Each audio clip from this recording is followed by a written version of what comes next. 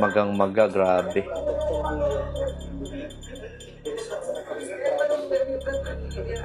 So, sige, check natin yung Dr. Leo na product. So, di ko makita yung website nila. Dito lang tayo sa Shopee. So, sabi dito, Dr. Leo, Amazon. International brand pala to. White clay mask for blackheads removal. Hindi siya local brand, okay? Okay, so may 1.8% salicylic acid. Mayroong white clay. So, ito, key ingredients. Salicylic acid, very common naman yan na exfoliant para matulungan na matanggal yung mga dead skin cells. Very common yan sa mga cosmetic products. Lactic acid for oily pores. Tartaric acid para daw matulungan na mag-fade out yung acne. And meron silang Amazonian white clay and Canadian glacial clay, which is hindi ko alam kung ano ang specific components ng mga to. Yung mga skincare products kasi ngayon, meron silang mga kanya-kanyang kumbaga mixture of components or mixture of chemicals na nilalagay nila sa products nila para sila lang yung may ganun. Kaso lang kapag tinignan natin sa main ingredient ito, so medyo halo-halo na yung kanyang laman. So may lactobionic acid, tartaric, mayotramus, abenias